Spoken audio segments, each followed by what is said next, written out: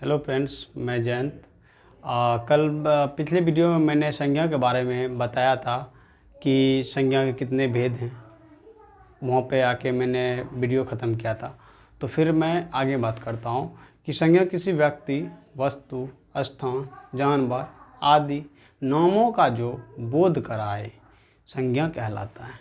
पहाड़, अच्छाई, पहाड़, पर्वत, हिमालय, जैसे हो गया अमेरिका, पटना, इलाहाबाद, मोहन, गाय, घोड़ा, ये सब की संज्ञा के ही रूप हैं।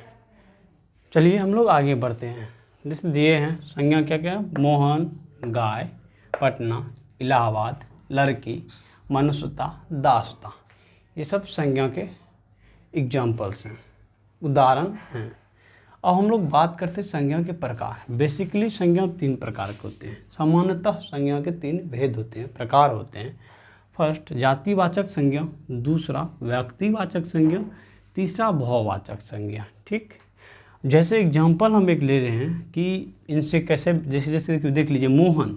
मोहन इसमें क्या होगा? मोहन देखिए क्या है, एक व्यक्ति का बोध कर रहा है। मोहन क्या कर रहा है? एक व्यक्ति का बोध कर रहा है, इसलिए मोहन व्यक्तिवाचक संज्ञा। क्या होगा यहाँ पे? मोहन व्यक्तिवाचक संज्ञा, व्यक्तिवाचक संज्ञा। और लड़का, लड़का क्या कर रहा है? जाति का। मोहन जैसे मान लीजिए कि हम लोग 10 लड़के कहीं खड़े, हम लोग बोले वो लड़के इधर आओ, तो उसमें से सभी लड़के आ जाएंगे, लेकिन उसी में स्पेशली किसी का पार्टिकुलरली बोलेंगे कि मोहन इधर आओ, तो मोहन क्या हुआ वहीं पे? मोहन हुआ वहाँ पे व्यक्तिवाचक संज्ञा, और लड़के वहाँ हो गए जातिवाचक संज्ञा। तो यहाँ क्या हुआ? मोहन हुआ व्यक्तिवाचक संज्ञा और लड़का क्या हुआ? जातिवाचक संज्ञा। इसी प्रकार साहिवाल गाय की एक प्रजाति है।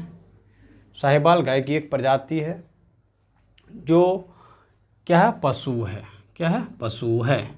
इसमें साहिवाल जो प्रजाति है, ये पशु की प्रजाति में एक खास प्रजाति है, इसलिए ये व्यक्तिवाचक, साहिवाल व्यक्तिवाचक संज्ञा और पशु जातिवाचक संज्ञा होगा।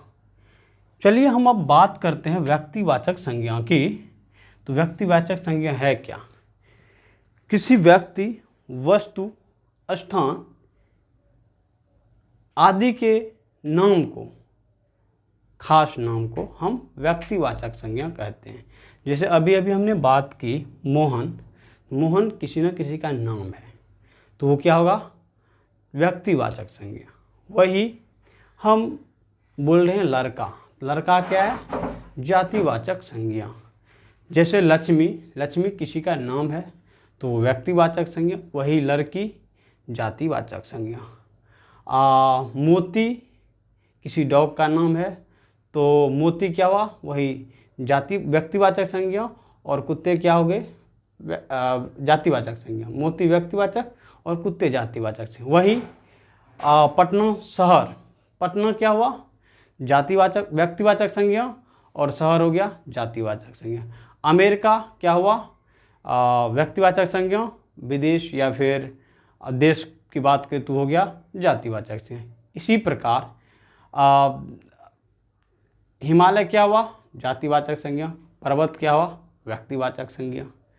इसी प्रकार से देखिए, डिफिनेशन हमने नहीं लिखा क्योंकि डिफिनेशन का बेसिकली ज़रूरत नहीं होता है, एग्जाम्पल्स ही पूछे जाएंगे।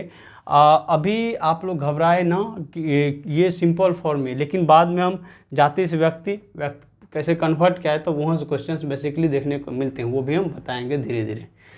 तो व्यक्तिवाचक संज्ञा ये हमेशा याद रखिएगा, व्यक्तिवाचक संज्ञा का जब भी हम बोध करते हैं या बोधन होगा, वो एक वचन में ही होगा, उसका प्लुरल फॉर्म नहीं होता है। ये ध्यान रखें, व्यक्तिवाचक हमेशा एक वचन में ही होगा। ये क्वेश्चन बन सकता है। फिर हम बात करते हैं दूसरा जातिवाचक का। तो जातिवाचक संज्ञा को ही हम दूसरे नाम समूहवाचक संज्ञा के रूप में भी जानते हैं। अब जातिवाचक संज्ञा किसी पूरी जाति का बोध कराता है।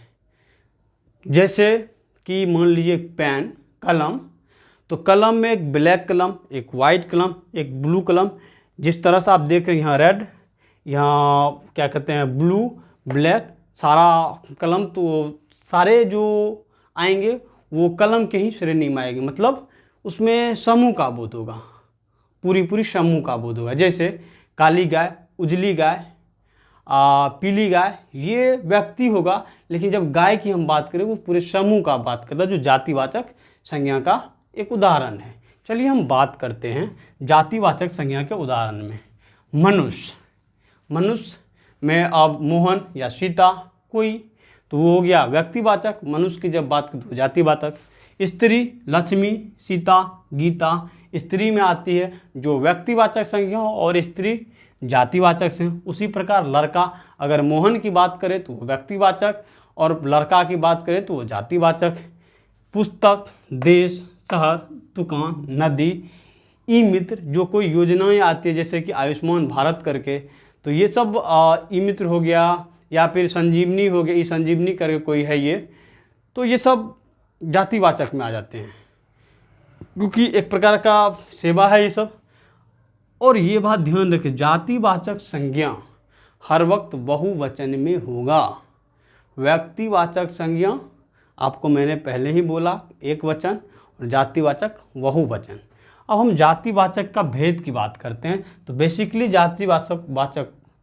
जातिवाचक संज्ञा को दो भागों में बांटा गया है, द्रववाची जातिवाचक और समुदाय या समूहवाची जातिवाचक। द्रववाची जातिवाचक, द्रववाची जातिवाचक हुए जो द्रव्य से बना हो, जिनका मूल्यांकन द्रव में किया गया हो। द्रव में भी ठोस, ठोस और द्रव दोनों अवस्था में रह सकते हैं। जैसे हम बात किए सोना, फिर हम बात करेंगे चांदी, पीतल, चावल, आटा। तो क्या चावल ठोस नहीं है? जी बिल्कुल है। इसलिए द्रववाचक की जब बात करें वो ठोस और द्रव दोनों में हो सकता है। जरूरी नहीं है कि द्रव हो तो वो सिर्फ तरल अवस्था में ही हो, द्रव अवस्था में नहीं, ठोस और द्रव दोनों अवस्था में हो। जो द्रव को इंडिकेट करता हो, दर्शाता हो, वो द्रववाची जातिवाचक संज्ञा कहलाते हैं। जैसे मैंने बोल दिया सोना, चांदी, आटा, चावल, गेहूँ इत्यादि। समुदायक या समूहवाची जातिवाचक संज्ञा, जिसमें मैंने बोला कि एक से अधिक, मतलब समूह का बोध करे, ज़्यादा लोग हो, ग्रुप में हो, समूह में हो, उसे हम समूहवाचक जातिवाचक संज्ञा कहते हैं। समूहवाचक जातिवाचक संज्ञा के एग्जाम्पल्स हैं, उदाहरण हैं सभा, सम्मेलन, पुलिस, लोग, दल, टीम, ये सब समूहवाचक संज्ञा के। तो चलिए अब हम लोग बहुवाचक संज्ञा की ओर चलते हैं। बहुवाचक संज्ञा बेसिकली आप जानते हैं बहुवाचक संज्ञा किसे कहते हैं, जिसमें अपनी हम भाव प्रकट करें। उसके बाद भाव का ही मेनली प्रकट किया जाए, जो भाव हमारा भाव क्या है उसके बारे में प्रकट करना ही बहुवाचक संज्ञा कहलाता है। जैसे एग्जांपल्स आप देख लीजिए है संज्ञा, जैसे बुढ़ापा, कि ये तो हम छू के नहीं पता कर सकते हैं, महसूस करते हैं कि बुढ़ापा आ चुकी है। प्रेम, ये हम महसूस ही करते हैं। जवानी, प्यार, प्रार्थना, स्नेह इत्यादि, ये सब बहुवाचक संज्ञा है, जिसे हम लोग कहीं ना कहीं अपना बौद्धिक क्षमता का यूज करते हैं, भाव का यूज करते हैं समझने के लिए, तो ये बहुवाचक संज्ञा कहलाएंगे। अब आगे चलते हैं हम लोग संज्ञा की पहचान। ये क्वेश्चन यहाँ से क्वेश्चन बन सकते हैं, संज्ञा की पहचान कभी कभी क्वेश्चन में पूछ देता है कि कौन संज्ञा कैसे है, या फिर कौन संज्ञा यहाँ कौन सा संज्ञा होगा, ये कौन सा संज्ञा होगा, 4 ऑप्शंस आपको दे सकते हैं।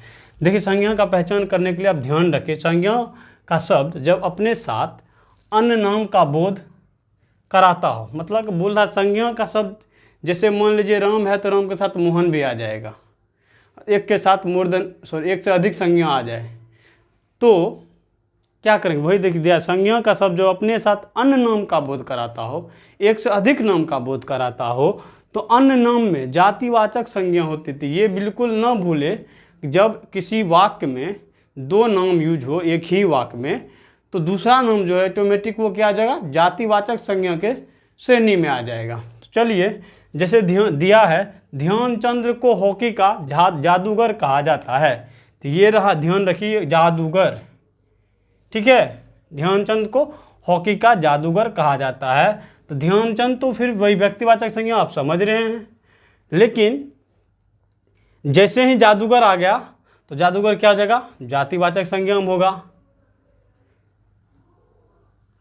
ठीक है, सीता हमारे घर की लक्ष्मी है, ध्यानचंद हो जाएगा, ध्यान रखिएगा। देखिए वैसे अगर ध्यानचंद को हॉकी का जादूगर कहा जाता है, हमने आपको कहा जैसे ही संज्ञा में एक से अधिक नाम का बोध हो, जो व्यक्तिवाचक संज्ञा होता है वो जातिवाचक का रूप ले लेता है, इसलिए ध्यानचंद को हॉकी का जादूगर कहा जाता है। इसमें से आपको एग्जाम क्वेश्चन देखने को मिल सकते हैं, जातिवाचक संज्ञा के उदाहरण हैं। तो आप बिल्कुल ना भटके, ध्यान रखें कि जो मैंने बताया वो।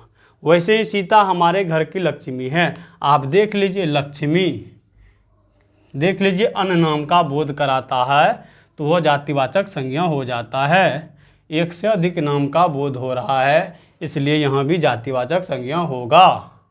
कालिदास को भारत का शेक्सपियर कहा जाता है, देख लीजिए, समझ गए। तो क्या होगा, एक से अन्य नाम जब आएगा तो सीधे सीधे आप जातिवाचक में टिक कर देंगे। क्वेश्चन देखने को मिल सकता है और ऐसे क्वेश्चन अक्सर बने हैं, इसलिए मैंने इम्पोर्टेंट चैप्टर निकाला है, इससे काफ़ी क्वेश्चंस आते रहते हैं। अब देखिए नोट, जातिवाचक संज्ञा का कोई शब्द जब किसी व्यक्ति विशेष के अर्थ में रूढ़ हो जाए तो वह व्यक्तिवाचक संज्ञा होगी। बोल रहा है कि जैसे मान लीजिए कोई, अब जातिवाचक संज्ञा का कोई शब्द जब किसी व्यक्ति विशेष अर्थ के रूढ़ में रूढ़ हो जाए तो वह व्यक्तिवाचक संज्ञा होगी। जैसे कि रोहित शर्मा एक विस्फोटक बल्लेबाज हैं, तो हमने दिया शर्मा अगर रहेगा, शर्मा विस्फोटक बल्लेबाज हैं, तो शर्मा क्या है, वैसे तो बेसिकली आप जानते हैं कि शर्मा जातिवाचक संज्ञा है, क्योंकि एक जाति का बोध कराता है, उस जाति के समूह का बोध कराता है। लेकिन मैंने ये कहा नोट में कि जातिवाचक संज्ञा का कोई शब्द जब किसी व्यक्ति विशेष के अर्थ में रूढ़ हो जाए, किसी खास इंसान के रूप में रूढ़ हो जाए, तो वह व्यक्तिवाचक संज्ञा होगी। जैसे रोहित शर्मा, तो रोहित व्यक्ति विशेष के रूप में हो जाता है, इसलिए इसे क्या कहा जाएगा, यहाँ पे ये व्यक्तिवाचक संज्ञा होगा, काउंट होगा, गिने जाएंगे। जैसे मान लीजिए तेंदुलकर एक विस्फोटक बल्लेबाज हैं, तो तेंदुलकर किसमें, व्यक्तिवाचक संज्ञा में, ना कि तेंदुलकर कास्ट है तो आप उसे जातिवाचक संज्ञा में दे देंगे। तो इस तरह से भी क्वेश्चन आपको देखने को मिल सकता है।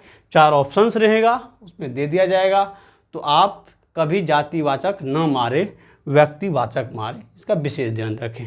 पटेल जी देश की एकता के सूत्रधार हैं। उन्होंने देश को एकता करने में उनका बहुत बड़ा लीड रोल रहा है, अहम भूमिका रहा है। इसलिए पटेल जी की जब भी बात आए तो ध्यान रखिएगा क्या है, ये नोट जरूर याद कीजिएगा। जातिवाचक संज्ञा का कोई शब्द जब विशेष रूप में रूढ़ हो जाए तो वो व्यक्तिवाचक संज्ञा होता है, न कि जातिवाचक। चलिए आगे हमको बात करते फिर भाववाचक, दूसरी नोट की बात बोल रहा, भाववाचक संज्ञा एवं विशेषण का प्रयोग हमेशा एक वचन में किया जाता है।